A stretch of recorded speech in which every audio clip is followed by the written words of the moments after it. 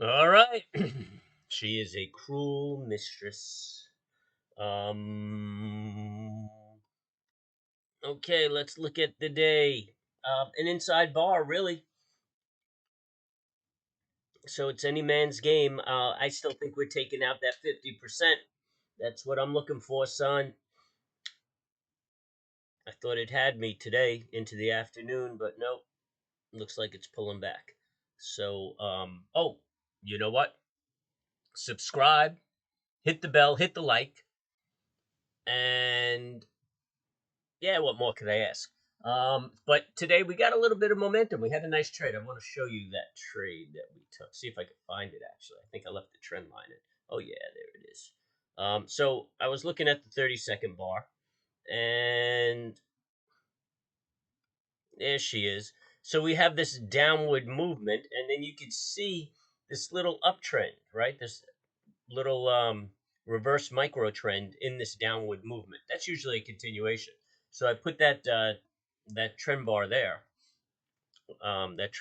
trend line there, and I took the break, and it was a nice trade. So the first unit or the first third of the position caught about 150 or $200 a contract, and then the second and third unit caught another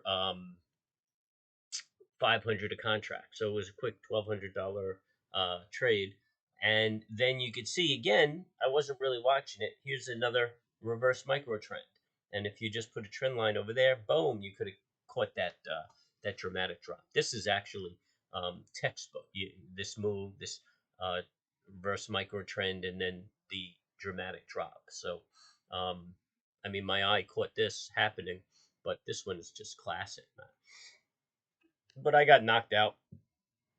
Um, I think I was in the trade at like 5:35. Rings a bell. No, 5:01. But I was squeezing actually on a break and then got knocked out. But nonetheless, it was cool. Picked up a quick. I mean, on if you just traded three contracts, it would have been a $1,200 trade. So do 30 contracts, obviously, $12,000 day. So that anyway, that was the trade. That was the trade for the day, and then I kind of just faded out. And I usually do that. I make a few shekels and then just get on with my life. But if we look at the trend here, let's just check out the daily. I know there's a lot of stuff on here, makes it hard to see, but we can still argue that this is a bull flag. So 542 never even broke.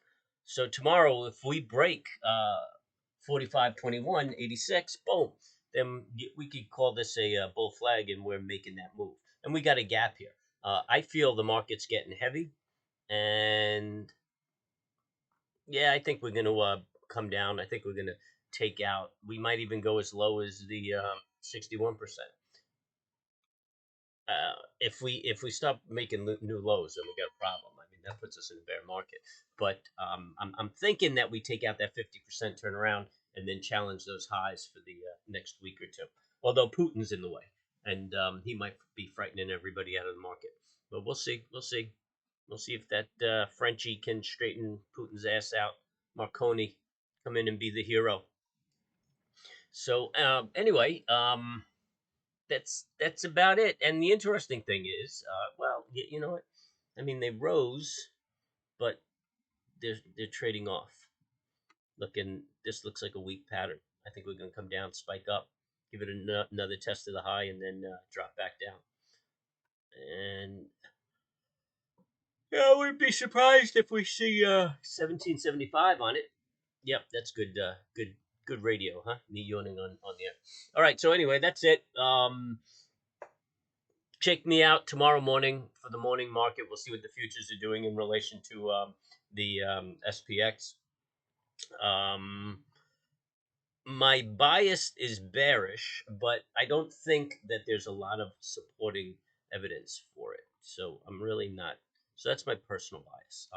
We're looking at the bear flag. So you know what? We're going to stay neutral until we break one way or the other. We just keep making inside bars. Really can't call it, man. Tomorrow could be an inside bar too, and just narrow this pattern. So keep an eye on that, and we'll see what we can do about it tomorrow. All right. Good night. Good luck.